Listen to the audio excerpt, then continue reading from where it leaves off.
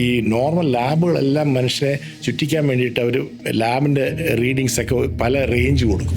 സാധാരണ ലാബുകൾ 2 മുതൽ 25 വരെ നോർമലാണെന്ന് പറയും. ഞാൻ നേരത്തെ പറഞ്ഞു 0 മുതൽ 5 വരെയാണ് നോർമൽ. ഈ ഇൻഫർമേഷൻ എങ്ങനെ വരുന്നു? ഈ 2 മുതൽ 25 വരെ 2 മുതൽ 25 വരെ എന്നുള്ള ഇംഗ്ലണ്ടിൽ ചെറിയ ചെറിയ കൗണ്ടികളുണ്ട്. അവിടെയാണ് അവർ ആദ്യം പോയി ചെന്ന് ഇൻസുലിൻ എത്രയാണ് നോർമൽ എന്ന് കണ്ടുപിടിക്കാൻ വേണ്ടി ആളുകളോട് ചോദിച്ചു, നിങ്ങൾ ഡയബറ്റിക് ആണോ, നിങ്ങൾ ഡയബറ്റിക് ആണോ, നിങ്ങൾ ഡയബറ്റിക് ആണോ? ഡയബറ്റിക് അല്ല എന്ന് പറഞ്ഞവരുടെ എല്ലാവരുടെയും ബ്ലഡ് എടുത്തു.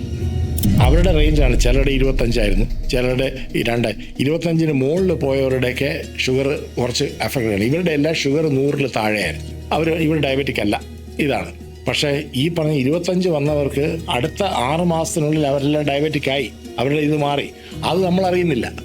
At that point of time നമ്മുടെ ഇതാണ്. അപ്പോൾ അതുകൊണ്ടാണ് 2 മുതൽ 25 വരെ നോർമലാണ് എന്ന് പറഞ്ഞു കൊടുത്തത്. അപ്പോൾ ഒരാളുടെ ലെവല് ഇപ്പോൾ 18 വന്നു എന്ന് പറഞ്ഞാൽ അയാളുടെ പാൻക്രിയാസ് അത്രമാത്രം സ്ട്രെയിൻ എടുക്കുന്നു എന്നർത്ഥം. ഇത് ഇവർ മനസ്സിലാക്കുന്നില്ല. നമ്മളിപ്പോഴും HbA1c നോക്കും, ഷുഗറിൻ്റെ ലെവൽ നോക്കും.